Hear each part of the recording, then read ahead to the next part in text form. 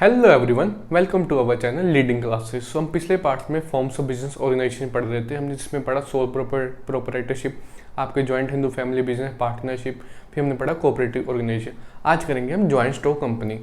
अब आपको business high scale पे करने की जरूरत पड़ती है, तो हम क्या करते हैं, हम अपने बिजनेस को कंपनी रजिस्टर कराते हैं।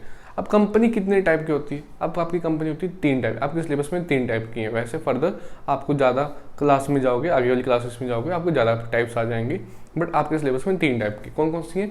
प्राइवेट, पब्लिक और 1 पर्सन कंपनी, जिसको हम कहते हैं ओपीसी। ओपीसी नाम से ही पता लगा 1 पर्सन मतलब एक आदमी है, उसने अपने बिजनेस को एज ए कंपनी रजिस्टर करा दिया। अब रजिस्टर कहाँ कराना होता है?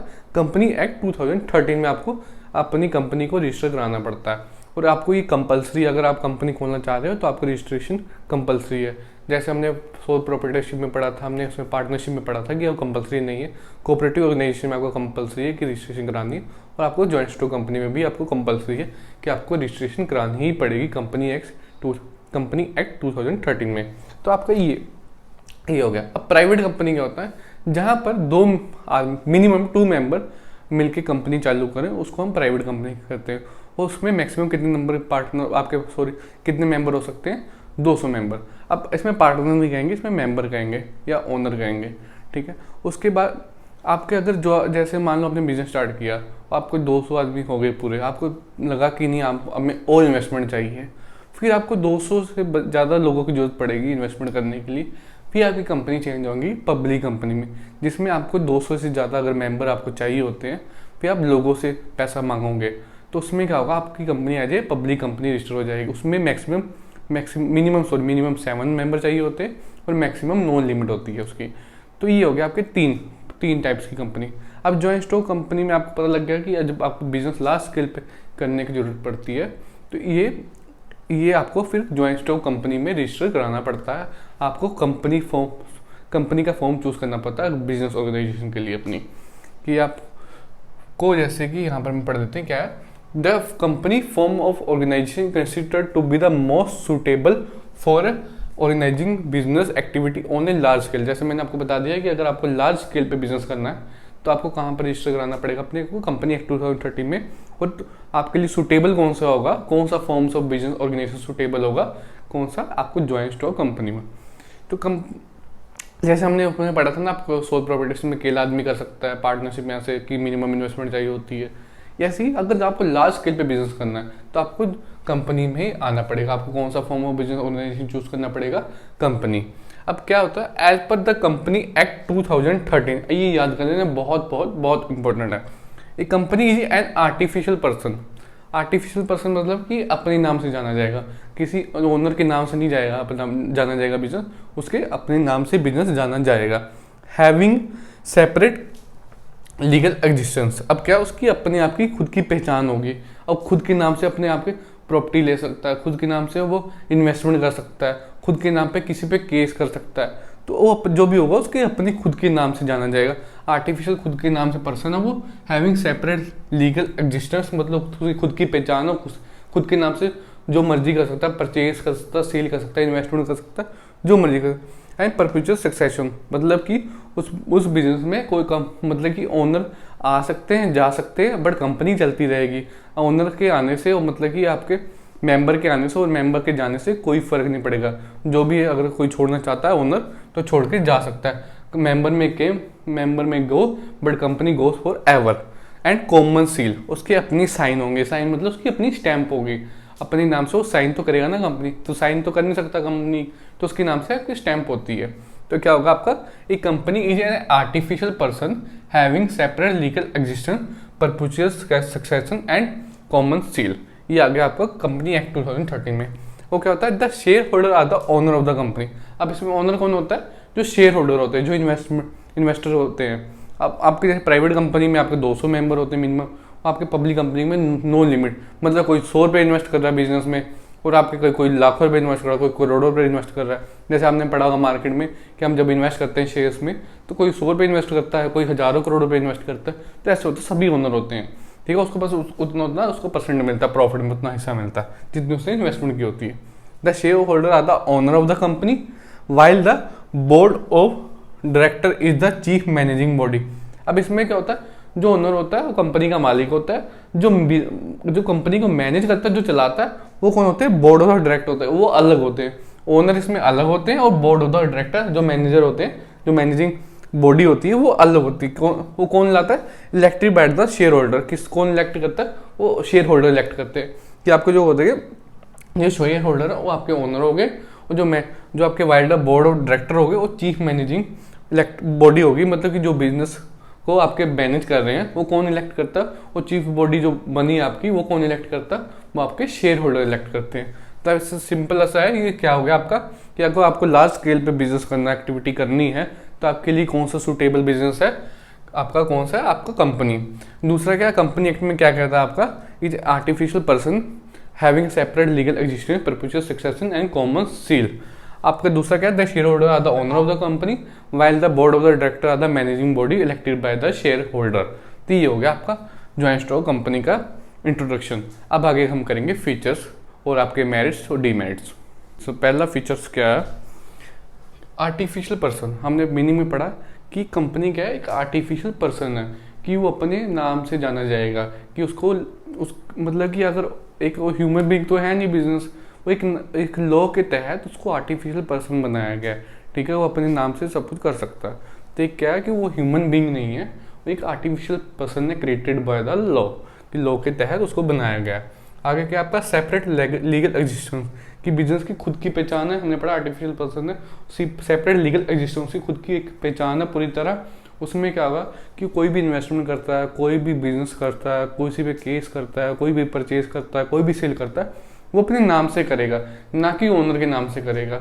सब कुछ उसके कंपनी के ही नाम से होगा, जो कि आर्टिफिशियल पर्सन बना है, ठीक है। आगे क्या रजिस्ट्रेशन, आपको पता है कि कंपनी जॉइंट स्टॉक कंपनी के लिए, अगर प्राइवेट है पब्लिक है, जो भी आपकी कंपनी है, आपको रजिस्ट्रेशन करानी ही पड़ेगी। किसके तहत? The company act 2013। आपको याद कर लेना, ये मैंने बहुत बार कहा है। आगे क्या? Perpetual succession. अब इसमें हमने ये भी मीनिंग में आया था, इसमें काफ़ी जो चीज़ें ये सारी आपकी मीनिंग में आ गई। Artificial person, separate legal registration, perpetual common seal, यहाँ तक आपके 50 पॉइंट तो आपके वहाँ से मीनिंग से बन गए, डेफिनेशन से बन गए। तो यही सेम है कि आपके जो आपके मेरिट्स, डीमेरिट एक दूसरे से मिलते ही रहते हैं। हम मीनिंग याद कर लो, थोड़ा बहुत पढ़ना होता है, सब कुछ अपने आप ही बन जाता है। बिजनेस स्टडी का ये फायदा आपके। तो आपके क्या हो गया? परपेचुअल सक्सेशन का क्या मतलब क्या हो गया कि कंपनी में जो मेंबर हैं वो आ रहे हैं, जा रहे हैं, या बिजनेस छोड़ रहे हैं, किसी की डेथ हो जाती है, कोई इंसॉल्वेंट हो जाता है, उससे बिजनेस में, कंपनी में कोई फर्क नहीं पड़ेगा। वो मेंबर में came, member may go, but company go forever. Company चलती ही रहेगी, मेंबर चाहे आए, चाहे जाए, चाहे छोड़ दे, जो मर्जी हो जाए। कॉमन सील, बिजनेस की खुद की पहचान है, खुद के नाम से साइन करेगा, खुद के नाम की स्टैंप होगी उसके। आगे क्या है? Transferability of shares. अब इसका मतलब क्या हो गया कि मान लो कि हम ओनर कैसे बनते हैं? कंपनी के शेयर्स लेने पड़ते हैं। आपको ये पता होगा कि कंपनी में हम जितनी इन्वेस्टमेंट करते हैं हम उतना परसेंट डिवाइड करके हमारे एक शेयर बन जाते हैं, चाहे प्राइवेट हो चाहे पब्लिक हो। उसमें क्या होता है कि मैंने बिजनेस छोड़ना है, मान लो मैं ओनर हूँ कंपनी का, मैंने शेयर लिए, तो मैं आराम से क्या कर सकता हूँ, अपने जाके शेयर बेच सकता हूँ, कोई भी आके खरीद सकता है। कि जितने मेरे शेयर हैं, मान लो मैंने 500 बिजनेस के शेयर, उसके शेयर लिए हैं, 600 लिए, जितने भी शेयर लिए, जितने में डिवाइड है वो कंपनी के शेयर, जितने भी मैंने शेयर लिए, वो जाकर मैं आराम से बेच सकता हूँ, ठीक है। कोई भी आके ले सकता है। तो ट्रांसफरेबिलिटी ऑफ द शेयर बड़ी ईजिली होती है उसमें, कि एक ट्रांसफरेबल है, मतलब कि लेन देन हो सकता है इसका, शेयर्स का। Separate of ownership and control, हमने पढ़ा ना कि बिजनेस के ओनर अलग होते हैं और बोर्ड ऑफ डायरेक्टर जो होते हैं मैनेज करते हैं वो अलग होते हैं। तो क्या हो गया? सेपरेशन ऑफ ओनरशिप अलग है, एंड कंट्रोल अलग है। कंट्रोल कौन कर रहा है? बोर्ड ऑफ डायरेक्टर कर रहा है, और ओनरशिप कौन कर रहा है? ओनर करते हैं, ठीक है। आपकी लिमिटेड लायबिलिटी, अब लिमिटेड लायबिलिटी किसका? ये आपका लिमिटेड लायबिलिटी, ये देखो मेरिट्स भी बन जाएगा, देखो आपका एडवांटेज भी हो जाएगा। लिमिटेड लायबिलिटी मतलब कैसे कि मैंने इन्वेस्टमेंट की है, मान लो मैंने 10 शेयर लिए हैं, 100 शेयर लिए, एक शेयर 10 रुपये का था, तो मेरे 1000 रुपये की इन्वेस्टमेंट होगी, 100 × 10, 1000 रुपये का। अगर कोई लॉस होता है बिजनेस में, मैं 1000 का लॉस का ही जिम्मेदार हूँ, उससे ज़्यादा बिजनेस में लॉस होता है मैं जिम्मेदार नहीं हूँ। तो यह हो गया आपका लिमिटेड लायबिलिटी। आपके मेरिट्स का आ गया लिमिटेड लायबिलिटी, हुई इस पहचान है कि आपका लॉस जो भी होता है आपका ही, जितना आपने इन्वेस्टमेंट की उतना ही होगा, आपका पर्सनल कुछ नहीं जाएगा। Transfer of interest and share, वही सेम है इसमें, कि ट्रांसफर ऑफ इंटरेस्ट मतलब कि वही सेम शेयर, मतलब कि मैं अपना इंटरेस्ट, अपने शेयर बेच सकता हूँ, कि मैंने जितनी इन्वेस्टमेंट की हो वो मैं अपने शेयर्स को बेच के किसी और को भी दे सकता हूँ। मुझे पैसे की जरूरत है तो मैं कल चाहे शेयर बेच दूँ, चाहे अभी बेच दूँ, चाहे 2 सेकंड में बेच दूँ, कि जब भी मर्जी में चाहे अपने शेयर बेच सकता हूँ। तो ट्रांसफर ऑफ इंटरेस्ट और शेयर जो भी मर्जी लिख देना। परपेचुअल सक्सेशन कि बिजनेस में मेंबर में कम, मेंबर में गो, बस कंपनी गो फॉर एवर। तो ये हो गया इसमें फीचर जो आ रहे हैं, इसी में मेरिट्स आ रहे हैं कि कंपनी में कोई इफेक्ट नहीं पड़ता, मेंबर चाहे आए, मेंबर चाहे जाएँ या छोड़ दें, चाहे कोई डेथ हो जाती, कुछ भी हो जाए। ग्रोथ एंड एक्सपेंशन, इसका एक मेरिट है कि ये बिजनेस, ये जो form of business organisation company, ये बहुत बड़े लेवल पर होता है, इसका ग्रोथ बहुत बड़े लेवल पर हो जाता है। जितनी जितनी इन्वेस्टमेंट आती है हम ग्रो करते जाते हैं, इसमें कोई लिमिट नहीं है ग्रो करने की, जितनी इन्वेस्टमेंट लाते जाओ ग्रो करते जाओ।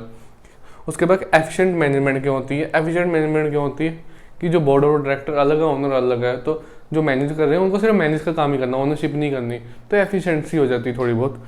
उसके बाद अगर लार्ज अमाउंट ऑफ कैपिटल, ये हो गया ना ग्रोथ एक्सपेंशन में आ गया ये भी कि लार्ज अमाउंट ऑफ कैपिटल आती है, जितने मर्जी मेंबर आते जाएंगे। अगर प्राइवेट है मिनिमम 200, अगर आपको ज़्यादा इन्वेस्टमेंट चाहिए तो आपको पब्लिक कंपनी बनानी पड़ेगी, और पब्लिक कंपनी में नो लिमिट, ये कितनी कोई भी लिमिट नहीं है, जितने मर्जी मेंबर आके इन्वेस्टमेंट कर सकते हैं।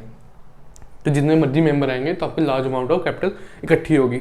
आपका अगला पार्ट क्या है? डीमेरिट्स, कम्प्लेक्सिटी इन फॉर्मेशन, कि जैसे हमने उसमें फॉर्मेशन पढ़ा था कोऑपरेटिव ऑर्गेनाइजेशन में बहुत ईजी है, बट इसमें क्या होता है आपको बहुत मुश्किल है कि आपको मतलब बड़े सारे लीगल कार्रवाई होती है, लीगल डॉक्यूमेंट्स प्रिपेयर करने पड़ते हैं, मतलब बहुत कुछ होता है, जीएसटी नंबर लेना पड़ता है।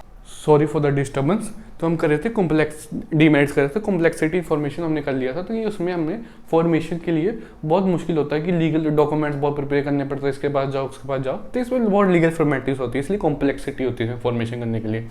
लैक ऑफ सिक्रेसी, अब लैक ऑफ सिक्रेसी दो टाइप्स में हो जाएगी आपकी। एक तो क्या होगा कि आपको लीगल डॉक्यूमेंट्स इतने सारे लेके जाओ, उधर जाओ, इतने मेंबर के पास जाना पड़ता, साइन कराओ, तो उसमें तो सिक्रेसी लीक हो रही है कि आपके अकाउंट्स की, आपकी डिटेल की।